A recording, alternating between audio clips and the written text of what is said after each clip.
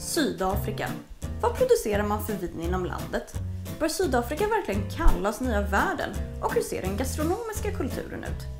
Jag heter Daniela Lund Egernäs och är sommelier. Detta är några saker jag hoppas kunna besvara i den här serien om Sydafrika som vinland. Jag har också tagit hjälp av vår svenska master of wine Madeleine Stenwreth. Det hon inte kan svara på när det kommer till sydafrikanskt vin, det är knappast värt att veta. Tillsammans besöker vi några producenter för att lyfta blicken mot ett land som vi båda älskar. Häng på!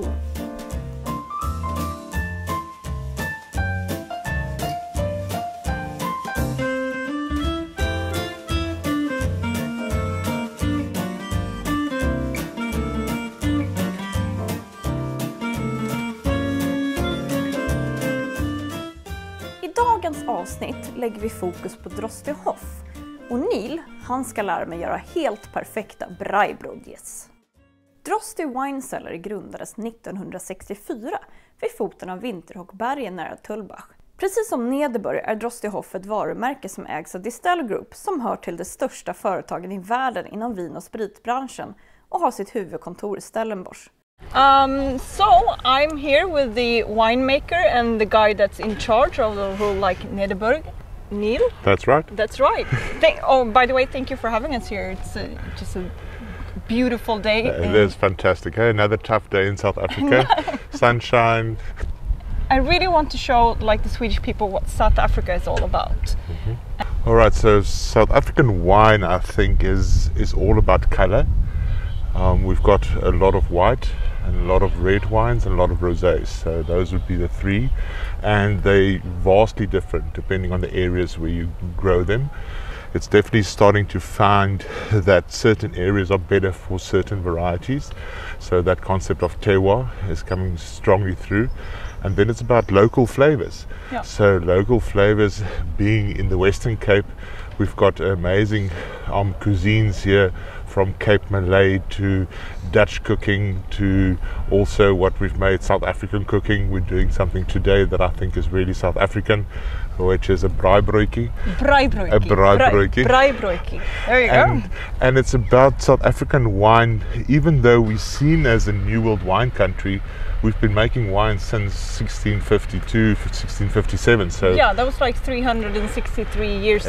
That's quick maths. It sounds right. Last week or something. Last week, that. the 2nd of February. 2nd of February. Yeah. I think we're the only country that really knows exactly when the wine industry started. Yeah. Even though we've been doing it for a long time, I think our flavors and our wines also talk to the New World countries. Yeah. So having a lot of sunshine in a glass, and just being so approachable. Yeah. So you can drink very fancy wines with white tablecloth dinners, or we can have a glass of wine just standing next to the fire, and that's exactly what South Africa is. It's very versatile. Yeah. And what I learned when I was here, I did Harvest 2020, and I think what for me South Africa is all about is all these different grapes. You don't really have to restrict to just Chardonnay in this place, so you have your freedom to. Yeah, we do. We can still experiment. Yeah. Definitely. And it's also an advantage, sometimes a disadvantage, but we see it as an advantage at this stage because the country is so young still in what we export to the rest of the world. So we're still finding our feet to know which variety works better and which soil types in which area. Distell arbetar mycket med etiska frågor och kommer långt vad gäller hållbara odlings- och produktionsmetoder. Man driver exempelvis stiftelsen Distell Foundation som fokuserar på sociala problem i utsatta områden. As a big company like Distell, for sure, what we really need to point out is that the big brands like you can do things for the environment, sustainability and things like that. What do you do here? So firstly, I don't think it's just the bigger wineries that needs to look at sustainability. It's everybody's job. Rosa is also having our big Wines of South Africa tasting this year, which is all around 361 and sustainability. So all the wineries will show their practices and what they're doing, how to lower carbon footprinting, packaging, etc. The bigger Distell looks at sustainability when it comes to packaging, recyclable materials, also looking at water usage, electricity usage, HFO. So there's quite a few guidelines, but then also being part of projects like cleaning up of the Eerste River.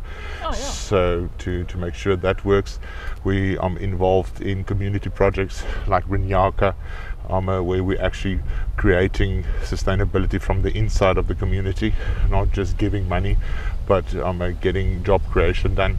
So from the inside. So yeah, there's a few of those projects that's running and that's got success, and it really works for us, and it's the right thing to do. Yeah. Drostdy Hof. This is the Rosé 2021. 2021 vintage was what I would call a Goldilocks vintage. It's not too warm, not too cold, just perfect. So it was actually good fruit. The rosé is, in this case, Drostdy Hof rosé is farmed for rosé, so which means that you can use higher yielding vineyards or vineyards in dry land areas where you can actually remove the stress of the vineyard and take off the grapes earlier, because you're looking for 12.5% alcohol. So in this case you're looking at 11. So that's really the fresher approach that we're looking at. Pinotage and Shiraz and Merlot predominantly is the varieties that they use. So this is 2021 vintage, and we're actually sitting here now early Feb, and the new vintage is coming in very soon. And I think that being a year old gives the wine a gentleness and a softness and a roundness. And even if you say you're picking early to get, that fresh and light alcohol, you would usually think that you would get sharper acidity, but that is very rounded and mellowed out because of a little bit of maturation, and also there's a touch of sweetness which just balances the wine and makes it very gentle. Very strawberry driven. It is strawberry driven. That's definitely from the Pinotage. Yeah. So Pinotage normally gives you those strawberries, and I agree with you. I mean, it's definitely mellowed out. Yeah. I mean, It's like the a acidity, creaminess. the acidity is not there, so I'm sure you'll be able to match it with some good salads that's got a bit of spike.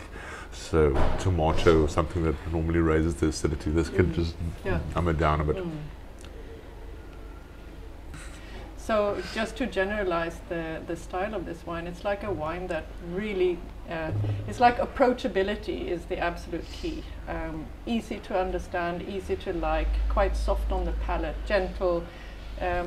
We would say, if I would say it in Swedish, it doesn't have any legs. Det har inga ben I sig. It goes down very easily.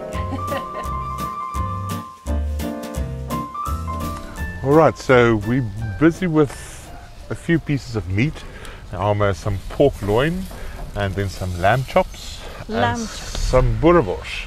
So what we've done is we've just lightly spiced it with salt and pepper and a bit of mixed herbs, and it's on a warm fire, as you can feel.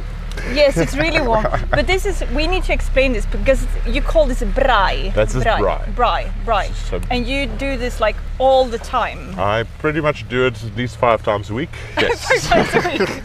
Especially during harvest, or during harvest we always do braaiing. Yeah. So it's easy. You can do it in any open piece of field. Yeah. So you need some wood. Yeah. You need a grid, which is always in the back of the bakkie. Yeah. And that's it. And some meat that you get from the butcher. You don't need a lot of fancy side dishes. But one thing that's essential is a braaibrodjie. Braaibrodjie. A braaibrodjie is so essential for any proper braai. Otherwise you can call it a barbecue. No, but in Sweden we do something that we call grillar. So it's basically barbecuing. We use the coal and things like that, but not the wood. Yeah. So what's the difference between a braai and a barbecue? And a barbecue. Yeah. Well, for me the difference is definitely the wood that you're using. Yeah. So you can use different types of wood that's going to give you different types of flavor. Different wood also gives you different burning temperatures, so you can get very technical into it. Yeah. And you've got certain wood that you just use for making a fire, and that's sometimes the best thing of a braai, is having a drink, sitting and watching the flames. So braai for me needs to have flames in some way or another. So while you're doing this, there's still some flames on that side, and it's always with real wood. And yeah, that's that. And then accompanied with, it needs to have good company, and then always a glass of wine and a braaibrodjie. This is your Shannon, huh? That's right, that's the Anchorman. It's the old vine Shannon. Yes. So made from beautiful grapes of the Swartland. Cheers. Cheers. You have a really fancy restaurant here. Yes, that's right. But I wanted something really traditional South African. So what are we making? And we're making a braaibrodjie, yeah, which I believe is really very South African. Piece of white bread that's buttered. Butter? Okay. Yeah. Very important that the outside needs to be buttered. Okay. Okay. Then we use some onions. Is this like your recipe, or is this like general? This is not like general. Each one has their own recipe. Onions need to go on the outside so that it's closer to the heat. Okay. So that they can caramelize. Yeah, okay. So you can't hide them in between the tomato, for instance. And then you need a very ripe tomato. And the tomato then really gets the spice as well. So put some salt and pepper. And important, some white pepper. White pepper is a little bit stronger than black pepper. Then you cover that with enough cheese. Cheddar cheese? This is a strong cheddar cheese. Strong cheddar cheese, yeah.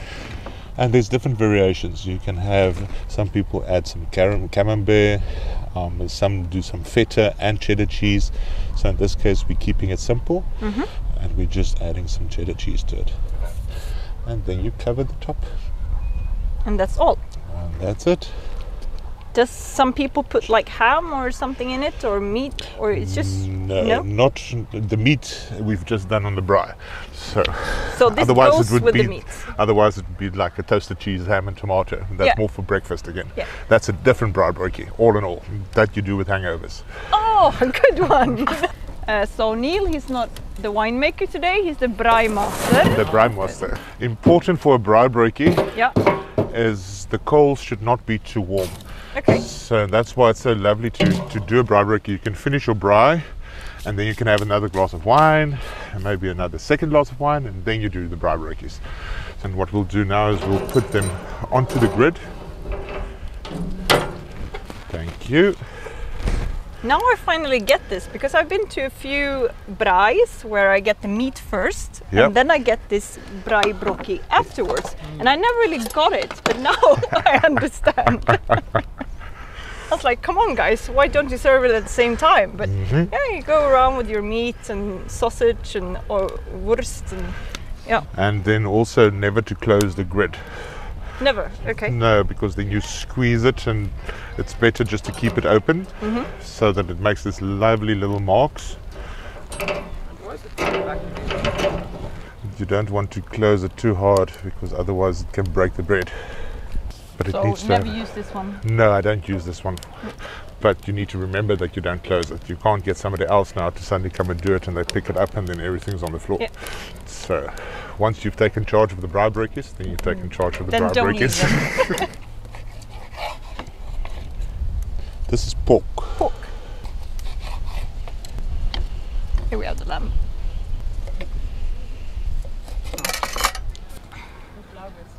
So while we're waiting for the braaibrodjies, we start with the meat. Normally we would wait for everything. And what's on the plate? Okay, so you've got some pork, you've got some lamb chops, and some boerewors. Where do I start? I'd start with that one.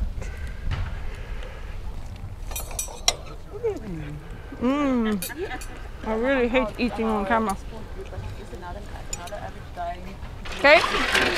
Okay, so let's cut the braaibrodjie.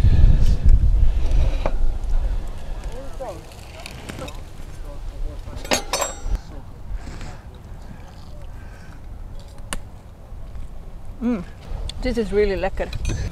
Well, it's like toasted cheese, but that's what we have in the morning for breakfast. So this is much better.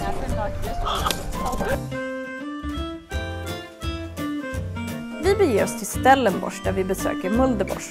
Madeleine, hon testar vin ihop med chefsvinmakaren Henry.